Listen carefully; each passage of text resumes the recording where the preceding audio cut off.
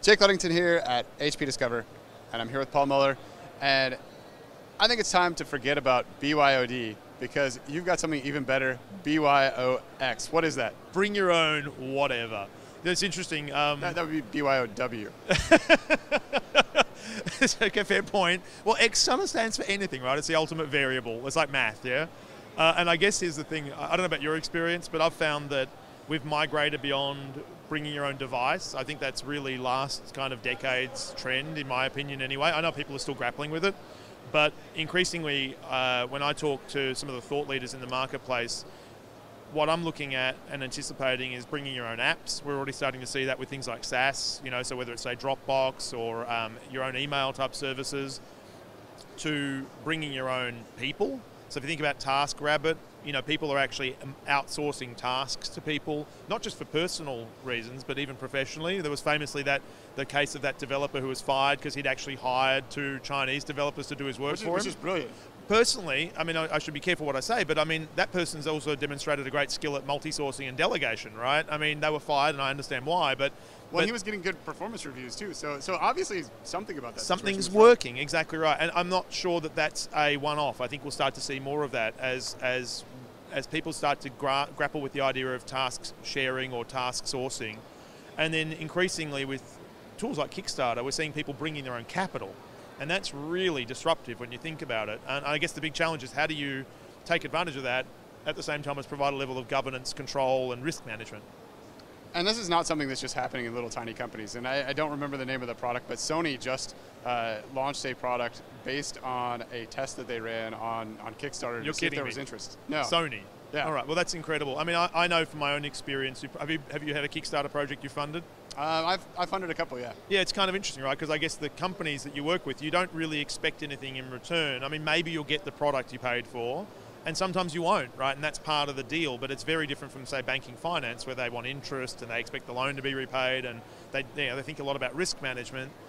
In this sort of bring your own world, you can be a lot more light and nimble, especially with things like cloud services, with TaskRabbit. You don't need big staffs, you don't need big infrastructure, you don't even need big capital to get your ideas rolling. And I think that's both attractive to business, but I think it's really challenging in terms of, as I said, how you deal with the governance and control issues. Isn't that kind of a scary proposition for a big enterprise company? Yes, Sony is now famous for doing that, but I would think that big companies the size of Sony would be worried tremendously about trusting to a service like a Kickstarter or a TaskRabbit, or or an Indiegogo or whatever, yeah. Yeah, because TaskRabbit clearly falls outside of any contractor relationships that they would have had previously. But look, I think yes and no, because Sony's a big company that you just talked about, but I've seen little hardware companies who are established companies try and test new products using services like, say, Indiegogo or Kickstarter. And what I love about it is if you're familiar with the lean startup principles of Eric Ries, it's a very lean concept, because what you're doing is you're actually using the market and their buying intentions in the form of cash as a signal as to whether or not your idea makes sense. And when you think about it, the market is the ultimate signal to an entrepreneur. And whether you're Sony or you're a startup, that signal of are people willing to put cash on the table to fund this idea is a really valuable market signal. And a price discovery tool, right? What is the optimal price? So I think we need to I guess what I'm getting at with BYOX is that we as leaders need to start to rethink what it means to fractionally source things, right? Breaking up the sourcing model from those big monolithic sourcing plays to a multi-sourcing play. And to the point we made about that gentleman programmer, I guess the question is, are we ready organizationally? Are we ready from a process standpoint? And what that particular person demonstrated to me was, did we even know how to do it?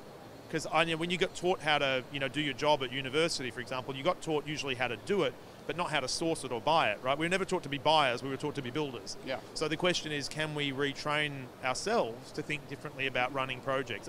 It's a fascinating time. And how does this kind of governance work within an organization? Because if you get too heavy-handed, you say you can use this but not that, even though the other solution may actually solve the real problem. Yep. Or you could just say, you know what, here's a credit card, don't spend more than X dollars a month, go out and solve the problem. And probably neither one of those is the right way. Look, being too heavy-handed is not going to work, and I think complete anarchy is going to be destined to certainly hurt companies that have governance and risk management requirements. One of the things we've done, and it's not a direct correlation to all the problems you're talking about, is we created an offering called Propel. And what it's designed to do is to help people aggregate loose federations of services and provide kind of what I'd call a thin layer of governance over the top of it. So give people a one-stop shop that they can go to that has a catalog of all of the known/approved services.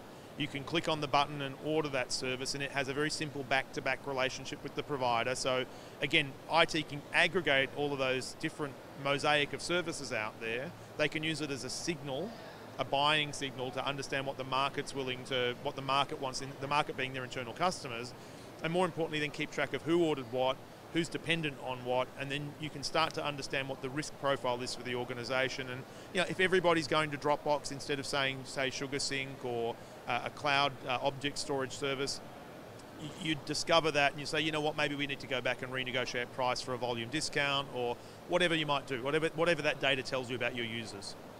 And then I would think there was also the challenge of, so you discover all the things that people are using, and then how do you make sure that you have some level of resilience so that if one of those dependencies fails, that your company isn't brought to a standstill? I'm glad you brought that up, because I guess it's the resilience aspect that most people don't think about. Adrian Cockcroft from Netflix, I should say, not Netscape, from Netflix, famously created and pioneered the idea of the chaos monkey.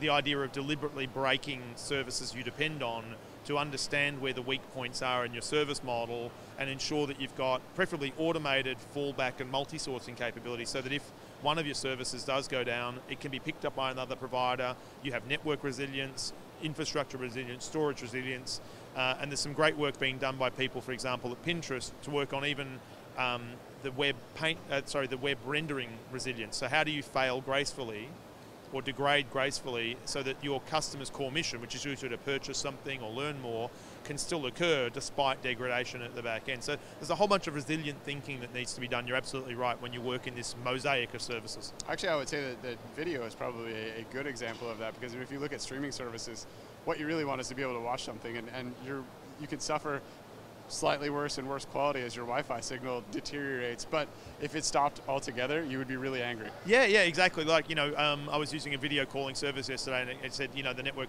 latency is too high, we're going to drop the video and just go with audio, because, quite clearly, at least getting the call complete is the core mission that I had in mind. Looking at my children while I was speaking to them, while I love to see them, that was secondary to actually hearing their voices and communicating with them. You're absolutely right. So thinking about what the service degradation model is in a resilient environment is really critical. And again, a lot of people don't do that. They think of it, it's got to be up or down, versus as it starts to fail, what can we tolerate versus what can't we tolerate. Things need to go in the checkout basket. We need to be able to pay for stuff. That's the critical stuff. Does it look pretty? Well, maybe not so important. So that's the first thing to fail, maybe. Sorry to rant a little bit on that one. So how do you get leaders to embrace this kind of idea? Because this is a fundamental shift in the way... BYOX? Yeah. Look, here's the thing, it's there. My guess would be that every enterprise today is dealing with not just bring your own device. They actually, I suspect, have a rampant bring your own X culture already there. They just don't know it, would be my first guess. So I think a basic discovery process is probably critical. I think declaring an amnesty for what's going on. So you don't punish people for what they're doing? I don't think you can, because I think what will happen is it just simply drives it underground. And my experience anyway so far has been it's too hard to police, or it's so hard to police that in order to police it completely, it becomes so draconian that it's almost very costly to manage. And the risk is not, for most people, that high. So amnesty, get it out in the open, put in place a service aggregation mechanism that's light and thin and allows you to concentrate demand into one place and keep a register of who's using what. Thin, light, as I said, amnesty would be my first step. And the other is start to read a little bit more about some of these cultures, things like Lean Startup by Eric Ries, a great book that helps you think about what it means to do things in small, bite-sized chunks rather than thinking about these, all or nothing mega projects we were used to in the past. So kind of the startup speed with the infrastructure and support and everything of a giant business. Wouldn't that be the great thing to have, though, right? And I think that's what we all want. And the example you gave of that electronics giant was a great example of how that by using some of these techniques, maybe you can get both. All right, well, as always, it's a pleasure, Paul. It's good fun talking to you, Jake. I really appreciate it. Thanks.